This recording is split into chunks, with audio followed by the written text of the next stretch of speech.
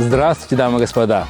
Сегодня мы вам покажем очень красивый и стильный, безупречный в своей отделке в светлых тонах дом в одном из лучших коттеджных поселков Киевского шоссе, поселок премиального класса.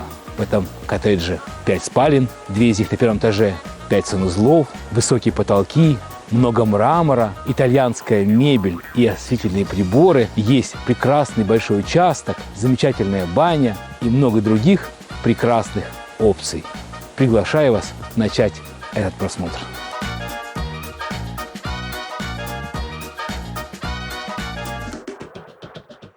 Мы в коттеджном поселке Графские пруды. Один из лучших, или, может быть, лучший коттеджный поселок нашего направления. 21 километр по Киевскому шоссе и 7 километров в сторону, причем это в глубине леса, прекрасная природа, реликтовый лес вокруг, чистейший воздух. Поселок задумывался 15 лет назад с целью стать лучшим. И все задумки были именно так и начаты. Участки были 40, 30 соток, 50, ну, есть гектарные. Дома тоже были, начинались от 400 метров. Стиль органической архитектуры, которой основателем является Фрэнк Ллойд Райт, всемирно известный архитектор, самый известный в мире.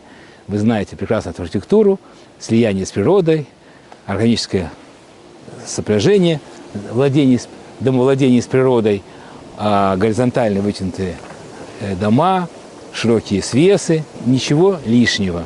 И в этом поселке самое замечательное, наверное, это вот этот огромный пруд, кувшинки, чистая вода, мостик, зона отдыха. Ну, что может быть прекраснее? Но это еще не все. Поселок начинается с широкой, метров 8 примерно, аллеи бульвара прогулочного, который от начала поселка идет к этому пруду. 700 метров там, еще 100 метров здесь. Прекрасная зона для прогулок. Тысячи самых разных деревьев. Изначально предполагалось здесь 5 тематических зон, там японская, китайская и так далее. Я небольшой специалист, не знаю, насколько 100% или нет они сохранились, но то, что здесь самые разнообразные деревья, конечно, с преобладанием известных там кленов, лип, лиственниц, елей, сосен, барбарисов, кизильников и много-много чего еще. Идеальная чистота, прекрасный газон. Видно, что управляющая компания работает хорошо. Вот такой своеобразный здесь променад с видами. Вон там зона, где, наверное, можно сделать пляж. Газон. В поселке есть здание 2000 квадратных метров при въезде. В нем есть ресторан. Там эксплуатируемая кровля, где в теплое время года проводятся различные концерты, мероприятия. Также детский сад здесь какой-то был лингвистический, не знаю, сохранился или нет. Служба доставки, ну и другие различные опции. Естественно, в поселке все центральные коммуникации, они с вами очень дорого обошлись, но они высокого качества. Также при въезде большая коробка, так называемая хоккейная, где есть корт, можно играть в мини-футбол, и к ней примыкает прекрасная волейбольная недавно сделана площадка с таким мелким белым песком. И поселок прекрасно, четко охраняется, Росгвардией, 3 уровня охраны, оптические датчики, различные там видеокамеры. Здесь жить спокойно и безопасно. Мы возле дома. Общая площадь строения здесь приближается к 600 квадратным метрам, а участок имеет площадь около 34 соток. И он имеет свой собственный выход в лес. Пройдемте. Начинается домовладение с большой парковочной площадки. Здесь есть гараж на 2 автомобиля, мы вам его покажем. Есть прекрасный навес с хозблоком, тоже там умещается 2 автомобиля. И еще на участке, вот так, не мешая друг другу, могут расположиться еще примерно 3-4 автомобиля. Ну а если гости, то еще несколько. Короче, автомобилям здесь места хватает. Начинаем мы обзор с участка и сразу видим, какие прекрасные деревья здесь. Вот такие прекрасные сосны с этой стороны, метров уже по 6. Весь фасад засажен высокими туями, которые обеспечивают нужную приватность. На участке 3 строения. Кроме основного дома, который вот справа от меня, это прекрасный навес в стиле основного дома. И также есть еще замечательная баня, которую я вам покажу чуть позже. Обратите внимание на архитектуру, которую я же упоминал. Классическое воплощение архитектуры Фрэнка Ллойда Райта, стиль органической архитектуры. Стены здесь мощные, кирпичные, облицованы штукатуркой, искусственным камнем. Снизу тоже камень. Есть декор, ничего лишнего, стильно и сдержанно. В начале участка вот такая прекрасная парковка. Вообще существует спор, что лучше гараж или навес. Я сказал так, идеальным решением является навес с примыкающим к нему хозяйственным блоком.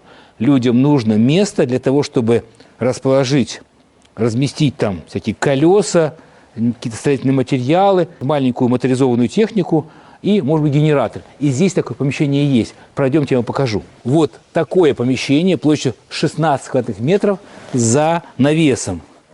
Много места для хранения, 6 метров в длину, 2,5, да, примерно в ширину. Здесь установлен такой серьезный, мощный генератор, японский, примерно 60 литров дизеля. Хватает на 15 часов, полностью обеспечит дом электроэнергией, если вдруг ее отключат. Вот, это не просто так сделано, вот такая специальная автоматическая шторка, когда он работает, она открывается, чтобы был доступ воздуха. Короче, все сделано качественно и по-серьезному.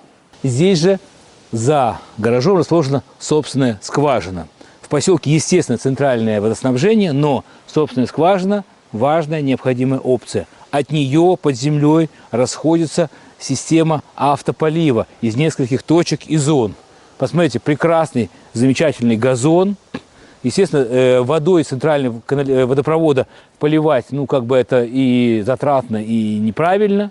Вот. А мы двигаемся по участку, которого площадь, напомню, 34 сотки. Посмотрите, какие замечательные здесь деревья. Самые разные, голубые ели, сосны прекрасные, плодовые деревья. И вот здесь вот у фонарей расположены точки автополива. Одним из особых достоинств этого домовладения является наличие собственного выхода в лес.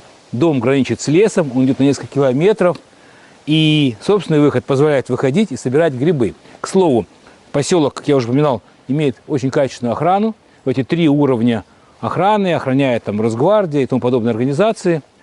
И оптический кабель, датчики. Здесь, если кто-то пролезает через забор, нагрузка более 30 килограмм, сразу идет сигнал на пульт охраны, при этом есть возможность самим выходить без проблем. То есть дом граничит с лесом, но безопасность здесь обеспечена. Мы снова у входа в дом. Обращаю внимание, что в дом можно попасть как через главный вход, мы сейчас через него пойдем, но сначала я обращаю внимание, что можно также и через гараж, как и должно быть. Гараж большой, 6,30 на 6,30, умещается спокойно 2 больших автомобиля, окно. Видите, здесь все сделано правильно. Здесь есть значит, решетки, куда сливается вода от машин и уходит в ливневку. И здесь расположена котельная. Здесь, как и положено в хорошем доме, немецкая техника. Вот здесь котел, Витагаз, бойлер на 300 литров и система водоподготовки. Резервный электрический котел. На всякий случай. Стеклопакеты во всем доме из теплоалюминиевого. И из этого же материала сделан портал входа в дом. Прозрачный, как и положено. Здесь начинаем мы с тамбура. Он удобный и комфортный. Здесь есть прекрасные шкафы. И сидушка, где внутри можно положить всякую обувь. Пойдемте дальше. Из прихожей мы попадаем в общую зону дома. Ее площадь приближается к 100 квадратных метрам. Потолки здесь 3,25. Посмотрите, какие красивые кессонные потолки, многоуровневые, с подсветкой. Все светильники хороших итальянских компаний, с применением муранского стекла. И вы это еще увидите. Отделка в доме выполнена в светлых тонах, что является и модным, и красивым, и востребованным. При этом мы видим здесь элементы стилей ар-деко, например. Посмотрите на этот черный, такой глянцевый столик и прекрасную лампу на нем. Посмотрите на шкафы, гладкие, они из массива, с красивейшей фурнитурой, вот с такой вот мраморной столешницей. Все просто замечательно смотрится. Применен мрамор. Если не ошибаюсь, это император Лайт, итальянский мрамор. Мы попадаем в общую зону. Здесь у нас идет столовая, справа гостиная и слева кухня. Мебель выполнена итальянскими мастерами, например, компания Интерстайл. Из маленького городка Кадали ди Скадозия, возле Падуи, что возле Венеции, стол из массива черешни, он раскладывается, и уже кроме места 8 персон здесь может рассесть 12 персон на таких красивых, из великолепной ткани, с резными ножками стульях.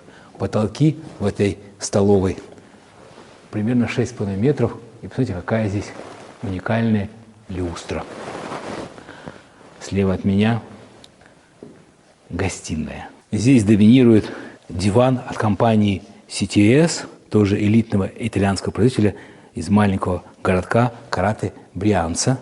Он расположен севернее Милана, там, где сконцентрированы множество итальянских компаний, которые выросли из ремесленных мастерских, которые были еще семейные и потомственные. Этот диван из прекрасной ткани, он так сделан, что каждый его элемент, их тут 1, 2, 3, 4, 5, 6 элементов, он может отделен и поставлен в другом месте отдельно.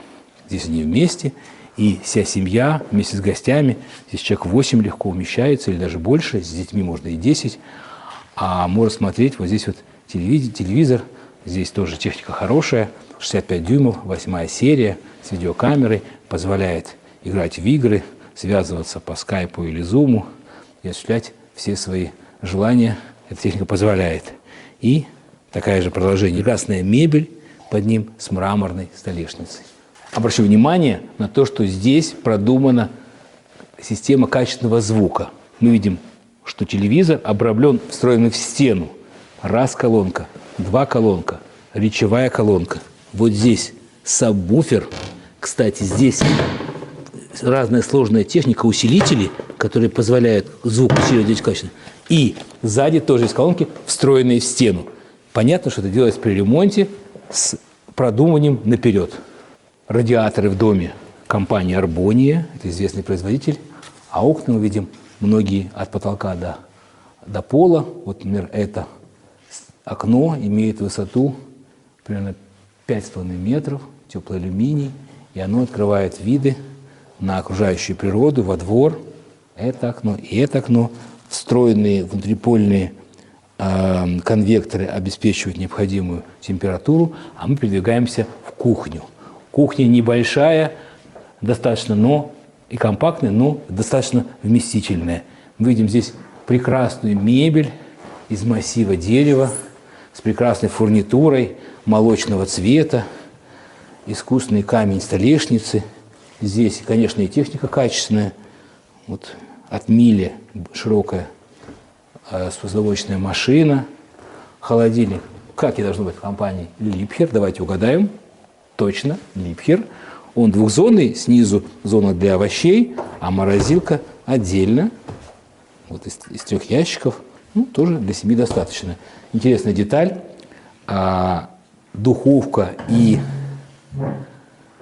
пароварка здесь расположены, вот так вот встроены под столом, углублены. И здесь можно готовить, и в то же время здесь можно с семьей сидеть и завтракать или ужинать. Это удобно организовано, все продумано. Внимание, во всем доме такие импульсные светильники, импульсные выключатели, извините, тоже цвет такие же, как стены, слоновой кости. Очень удобно. Ты нажал, включил, и здесь видно, что он включенный в щель, нажал, выключил. 2 положения. Но кроме этого, здесь еще существует терраса, где можно прекрасно завтракать. Кстати, подоконники здесь тоже такие вот мраморные, там, где окна не от пола. Красота. А здесь мы можем выйти на террасу. Хозяева любят завтракать на террасе летом. Терраса имеет ширину около 6,5 метров. Вот эту дальнюю длину 9,5 метров. Здесь окна выходят на северо-восток и юго-восток. И практически в любое время года, когда достаточно тепло, а сейчас просто этого нет здесь, здесь можно поставить, и стоит, в принципе, легкая мебель, и можно утром выходить и под лучами утреннего солнышка здесь завтракать. И, кстати, можно спуститься с этой террасы и пройти туда, в баню, где есть огромная терраса, если к вам приехали гости. Но мы туда вернемся чуть позже. Смотрим остальные части первого этажа. Это гостевой санузел. Он задает тон в отделке санузлов. Посмотрите, какая красивая итальянская, наверное, раковина. На стенах красивые обои, снизу керамогранит, имитирующий мрамор. На стенах висят эстампы, картины. Все красиво и замечательно. Из общей в приватную часть первого этажа попадаем через такой высокий, красивый портал, который типичен для этого дома. К слову, двери в этом доме имеют высоту, я имею в виду полотна, 235 сантиметров. Хозяева дома – люди высокие, и этот дом очень подходит людям высокого роста. Обращают внимание, потому что эти люди часто затрудняются носить себе недвижимость, которая им будет комфортна. Мы заходим в гостевую спальню. Ее площадь 20,5 квадратных метров.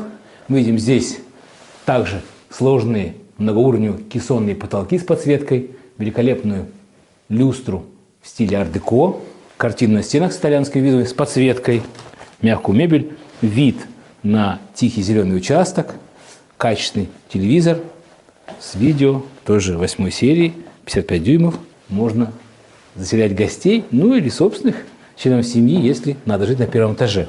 Из просторного холла мы переходим в еще одну комнату, которую можно использовать как спальню, вторую спальню первого этажа. И это ценная опция этого дома. Мы видим здесь шкафы хорошие, мягкую мебель. Но можно использовать ее как хозяйственную комнату. Видимо, хозяева нынешние так ее затевали, потому что здесь отсюда есть вход в постирочную такую комнату, где можно стирать и хранить различное белье. А напротив спален есть второй санузел первого этажа с душевой кабиной и тоже красиво отделанной плиткой и с хорошей сантехникой. На второй этаж нас ведет удобная, широкая, из светлого итальянского мрамора лестница. Радиатор Арбони, красивые светильники и такое стильное стальное ограждение. Поднимаясь на второй этаж, сразу видно красивую паркетную доску, которая настилает второй этаж, и вот такой вид с этого холла второго этажа. А сверху красивая люстра итальянская, очередная, с муранским стеклом. На втором этаже традиционно расположены 3 спальни. В каждой из них есть собственный санузел. Мы начинаем осмотр с блока главной спальни. Ее площадь примерно 45 квадратных метров, из которых спальня примерно 24 метра, сама спальня. Посмотрите, какие красивые американские обои. Опять же, дорогая итальянская мебель, широченная кровать около 2 метров, красивейшая люстра с муранским стеклом, картины, осветительные приборы, замечательная спальня. У нее есть собственный балкон, просторный, который позволяет также здесь сидеть, читать книжку в теплое время года и смотреть на лес и на участок. У спальни есть собственная гардеробная. Мы через нее проходим в санузел, и это очень правильное решение. Я всегда за него. Не должны звуки санузла быть слышны в спальне. Для этого нужно либо отдельный вход, либо санузел должен быть расположен через гардеробную от спальни. Достаточно просторная гардеробная и большой санузел. Здесь мы видим хорошую ванную в компании Caldewey. Это немецкая фирма из Вестфалии, которая еще в 1934 году первая в мире сделала отдельно настоящую стальную ванную. Марки с традициями. Мы видим здесь белую сантехнику, как и во всем доме, от компании Globo. Это очень элитный, известный итальянский производитель. Только керамика, только в Италии делается.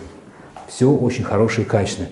Большая просторная душевая кабина, тропический душ.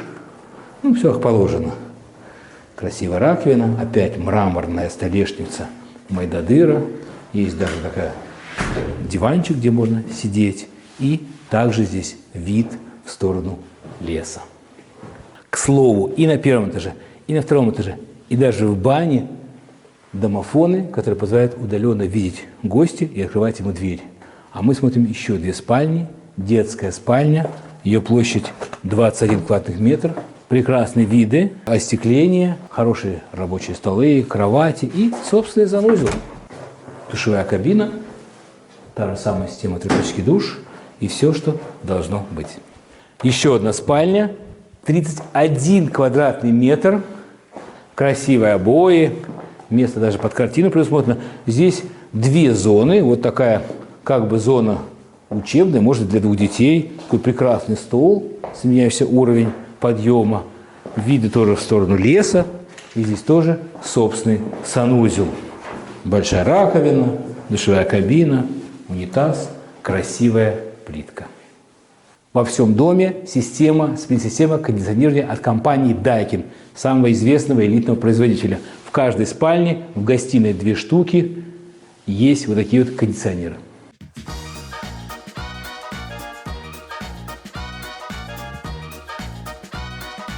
От террасы дома по этой дорожке мы идем в сторону отдельно стоящей бани. Она построена из клееного бруса, общая площадь застройки примерно 155 квадратных метров. И она интересна и замечательна. Это строение начинается с такой огромной, большой крытой террасы. Примерно 9 на 6 метров, 50, что-то 6 или 55 квадратных метров, высокие потолки. Здесь есть освещение, здесь есть такое брезентовое ограждение, которое может закрыться, если ветер там, или там осадки. И здесь может сидеть большая компания, общаться, а вот здесь, в этом крутом мангале кирпичном, может жарить шашлыки и готовится плов. При желании можно сюда вывести даже вот горячая холодная вода, здесь выведена, но в принципе она здесь не нужна. Спускаемся по этим ступенечкам, и вот выход в лес, а здесь еще одна терраса, она используется как тренажерное помещение для любителей спорта, может использоваться и по-другому. Баня начинается с прихожей, просторной, из которой мы попадаем в объединенную кухню, столовую, гостиную. Здесь 53 квадратных метров, потолки от 3,40 до 5,40 метров, много воздуха, если можно сказать, большой компании, и будет удобно и приятно. Кухня хорошая, качественная, из массива, с фарфоровой фурнитурой, удобная мойка, но есть также и посудомоечная машина широкая, холодильник. Все, что нужно, здесь можно готовить. Большой остров с барными стульями, много людей может сидеть. Здесь диван, телевизор. И здесь находится печь-камин от финской компании Кастер. Вот здесь такое, видите, красивое панно. Здесь такое грубо обработанного дуба, очень красиво. А печь эта топится отсюда, и буквально 30-40 минут, и в бане можно париться. А парная находится с другой стороны. Мы проходим в нее через эту вот зону, где есть не очень большая, но глубокая, 1,80 м купель. Ее можно заливать, сливать каждый раз. Она не очень большая. Душевая кабина и сама парная. Парная просторная, стены липа, полки абаш. С той стороны кладутся дрова, там глубокая такая топка, а здесь через 40 минут уже можно париться с помощью прекрасной печки. Также здесь присутствует собственный туалет. И вот по этой лестнице можно подняться, есть отдельная дверь с улицы, квартира персонала. Там есть кладовая 13 метров, помещение уже для комната жилая около 20 метров. И здесь еще есть, собственно, отдельная стиральная машина и накопительный бойлер. Спасибо, что были с нами в этом видео до конца. Смотрите и подписывайтесь на наши социальные сети, там множество интересного. А более подробную информацию об этом замечательном доме, фото, этажные планы, текстовое описание и, конечно, цены вы можете узнать по ссылке в описании к этому видео. До свидания!